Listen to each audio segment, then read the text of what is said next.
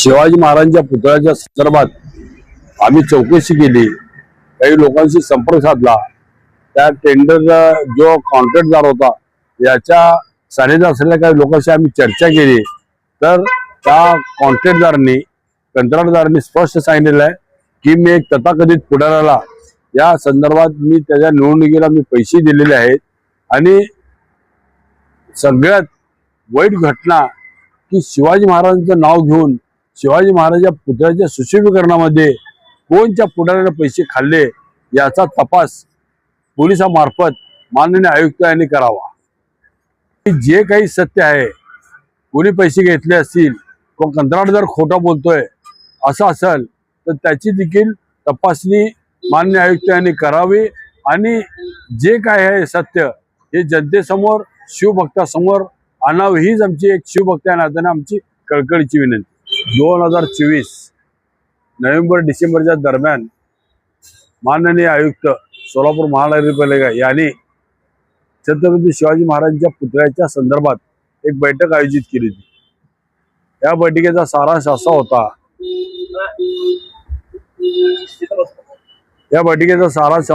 होता मालवण मधील पुतळा जो शिवाजी महाराज छत्रपती शिवाजी महाराजांचा पुतळा ढासळला होता, त्या संदर्भात त्यांनी ही बैठक आयोजित केली की इथल्या चबुतऱ्याची देखील व्यवस्थितपणे देखभाल व्हावी या उद्देशाने हेतून आयुक्तांनी महानगरपालिकेच्या सभागृहामध्ये बैठक आयोजित केली। त्या बैठकीला माझ्याबरोबर अनेक छत्रपती शिवजन्मोत्सव महामंडळाचे पदाधिकारी, शहरातले प्रतिष्ठित लोक या बैठकीला हजर होते। त्यावेळेस महापालिकेच्या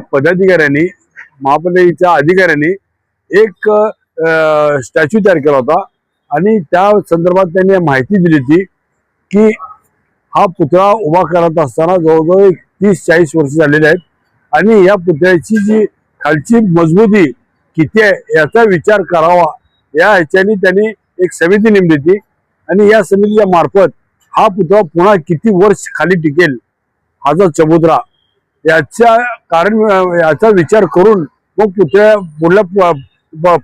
पुतळ्याच्या पुढल्या संदर्भात विचारमंथन करण्यासाठी ही बैठक आयोजित केली होती।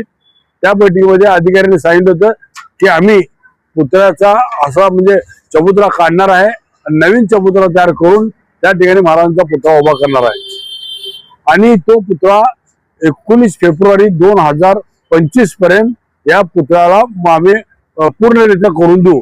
किरकोळ कामं राहतील देखाव्याचे, ते देखाव्याचे कामं आम्ही पूर्ण करून नंतर 19 फेब्रुवारी नंतर करून देऊ असं त्यांचं सांगण्यात आलं होतं। पण 2025 19 फेब्रुवारीच्या त्यावेळेस त्यांनी पूर्ण केलेलं नाही। त्यांनी सांगितलं की काही करा, शिवजन्मोत्सव सगळ्या पदाधिकाऱ्यांना बोलवलं आणि थोडासा विलंब लागला, त्यामुळे क्षमस्व आणि आम्ही लवकरात लवकर करून देऊ असं सांगितलं। पण आता 2026 आलेला आहे, 19 फेब्रुवारी जवळ आलेली आहे।